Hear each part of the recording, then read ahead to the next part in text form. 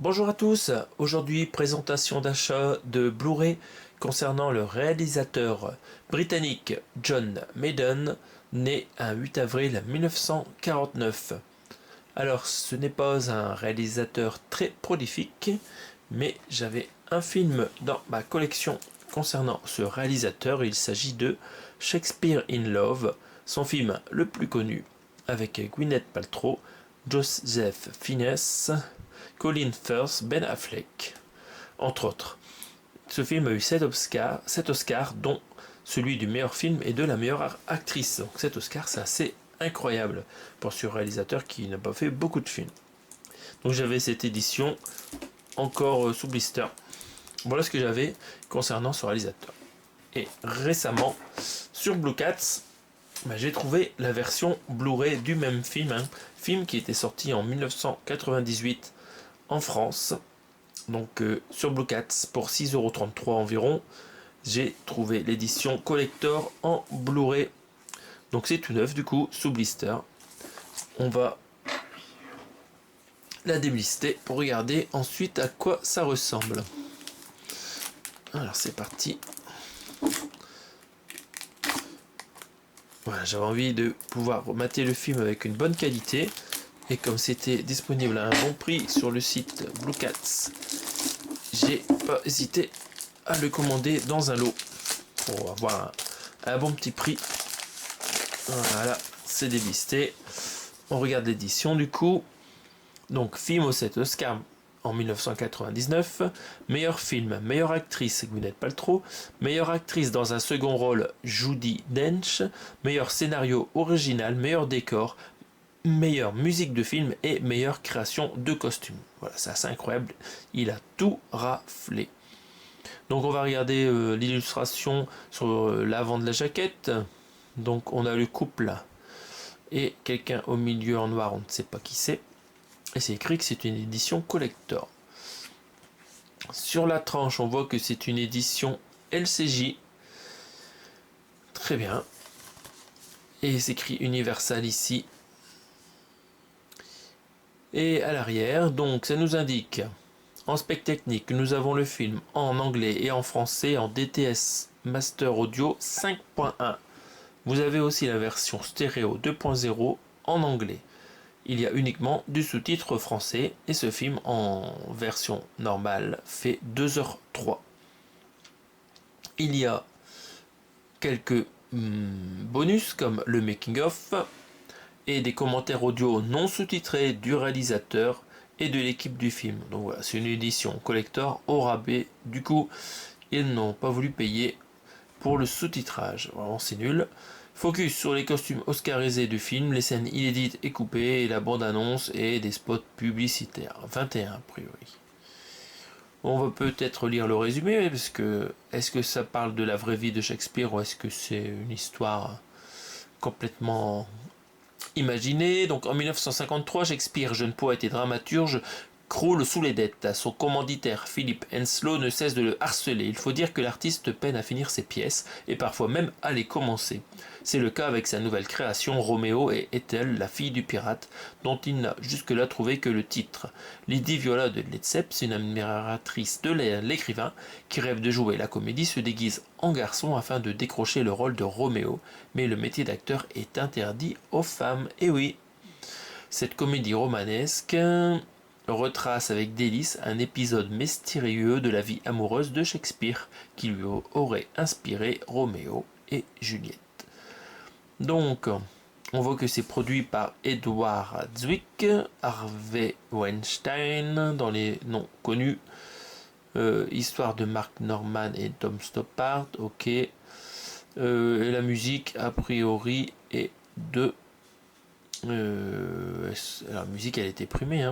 Stephen Warbeck. Alors, ce compositeur ne me dit rien. Alors, on va regarder à l'intérieur ce que nous avons. Alors, d'abord, nous avons un artwork intéressant sur le Blu-ray. Très sympathique. La plume de l'écrivain. Ok. Alors, ça fait plume un peu moderne. C'est un peu, je sais pas, je la trouve un peu bizarre. Je suis pas sûr que les plumes à l'époque étaient comme ça. Et à l'intérieur, donc on voit Shakespeare en artwork interne. Donc très jolie édition Blu-ray. Alors ce qu'on va faire tout de suite, c'est qu'on va prendre le DVD et le déblister afin de mettre la galette dans le Blu-ray, afin de gagner une place sur les étagères qui sont archi pleines. J'ai 2 étagères pleines de mes collections réalisateurs et il va falloir que je mette tout ça dans une 3e étagère. Ça déborde. Tous mes collections réalisateurs, vraiment j'ai trop de films et ça déborde. Hop là. Oula, pas facile à le choper lui. Ça lui va bientôt finir à la poubelle. Hop, hop, hop. Vous voyez, parfois on galère à enlever les protections, de toute façon elles s'arrachent et ça finit quand même à la poubelle. Voilà, hop. Donc cette édition ici là que j'avais auparavant, alors à noter qu'ici le français était en stéréo, hein, et la stéréo n'est pas disponible sur la version Blu-ray. À voir, hein, c'est peut-être des erreurs. Donc là c'est voilà, il y avait moins de sérigraphie sur celui-là, mais c'était quand même sympa. Donc on va prendre une petite pochette transparente. Je suis bientôt à court de stock d'ailleurs de pochettes à disque. Donc voilà pour la protection contre les griffes. Et ça va venir se loger ici dans cette édition Blu-ray qui ne prendra plus qu'une place au lieu de 2. Donc voilà pour le premier achat pour 6,33 €. C'est pas donné mais c'est raisonnable. Et deuxième film que j'ai trouvé chez Noz cette fois. Il s'agit d'un film de 2022, sortie française. Il s'agit de La Ruse. C'était sorti en 2021 aux États-Unis. Donc là, La Ruse, film de 2022, trouvé chez Noz pour 3 € avec Colin Firth, Kelly MacDonald, Jason Isaacs, Matthew McFadden. Bon, un peu moins de stars du coup. C'est l'opération Mince Meat.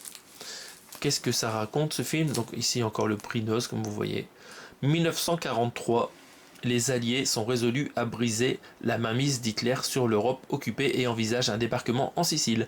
Mais ils se retrouvent face à un défi impossible. Pour protéger les troupes contre un massacre quasi assuré.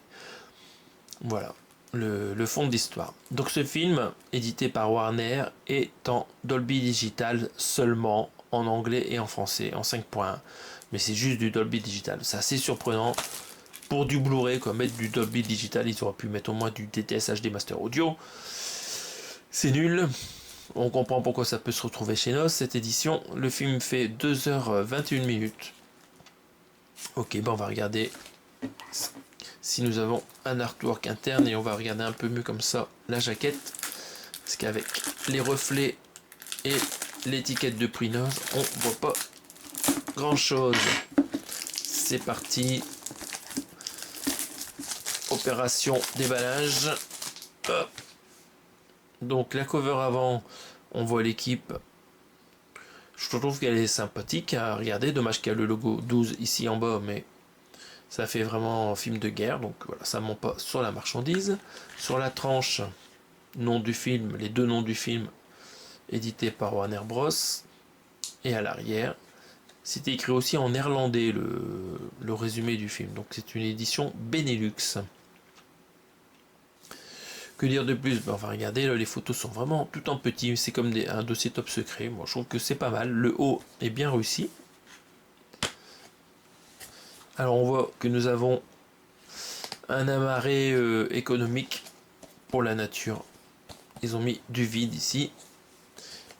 Et en termes de sérigraphie, rien de spécial. Un fond noir avec encore une fois les 2 noms du film. Mais bon, ça passe. Et à l'arrière, encore une fois, on voit que c'est du amarré économique. Donc voilà pour cette présentation d'achat concernant John Madden avec ces 2 films parmi sa courte filmographie. Est-ce que vous avez vu l'un de ces 2 films? N'hésitez pas à l'indiquer en commentaire et on se retrouve prochainement pour d'autres achats. Salut à tous!